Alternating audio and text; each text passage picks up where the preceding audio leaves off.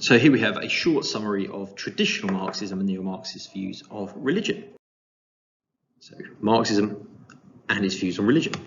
So Marxist views are that Marxism is a macro-structural conflict theory. It's also a modern theory taking place in the modern era.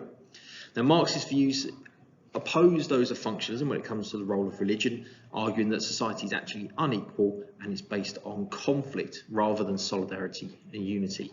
The source of this conflict is often found to be capitalism. So traditional Marxism has a conservative force view of religion. It means that religion keeps society stable, keeps it the same, prevents it from changing, maintaining the status quo. This is part of that reproduction of inequality and maintains the false class consciousness. The neo-Marxist approach is slightly different. They are more about religion being a radical force. It can cause and encourage social change, overthrowing capitalism. So on the most part, religion will maybe justify, maintain capitalism, but it can be used to overthrow it.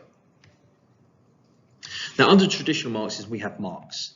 Marx argued that man makes religion, religion does not make man. So ultimately what he argues is that religion is man-made by society and is used by society or individuals in society for their own personal benefit. In this sense, he argues that religion is used to maintain class division and the power of the ruling class.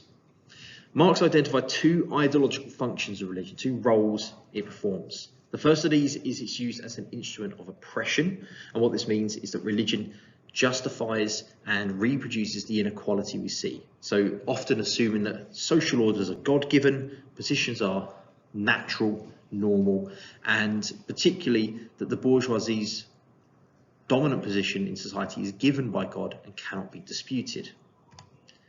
The other side, the other function, is it cushions the effects of oppression. So while religion simultaneously oppresses the working classes use religion to comfort them from oppression.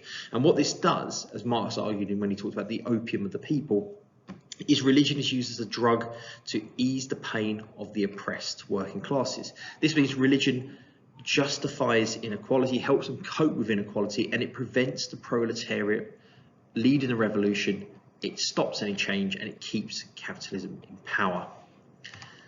Lenin added and agreed with Marx when he introduced the term spiritual gin, which is essentially the opium of the people, arguing that he's just changed it to gin. And essentially religion is a form of escapism, numbing and blinding people to the reality around them.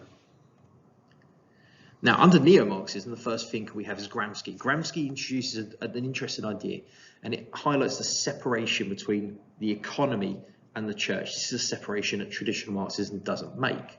So he argues with this concept of hegemony, the idea that the dominant ideas in society can be changed. They're not permanent, they're not fixed. And it only takes the working class to become aware of their unequal position, to gain class consciousness, to lead that change.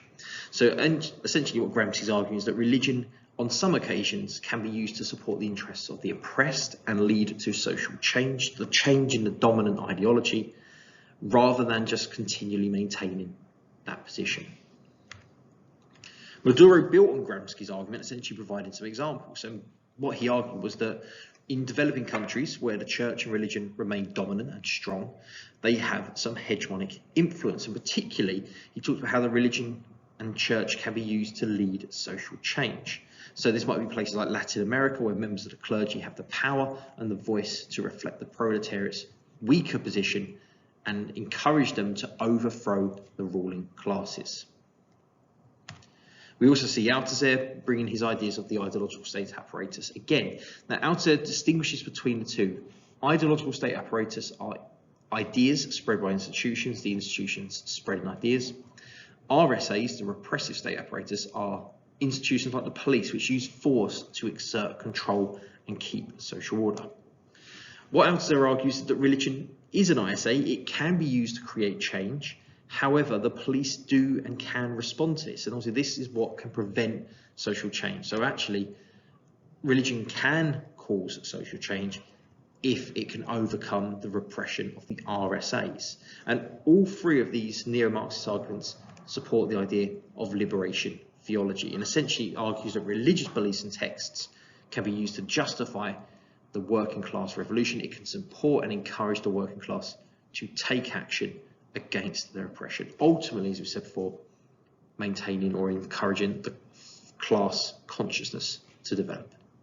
And there we have it. That's Marxist views, the traditional and the neo of religion, summed up in just over 5 minutes.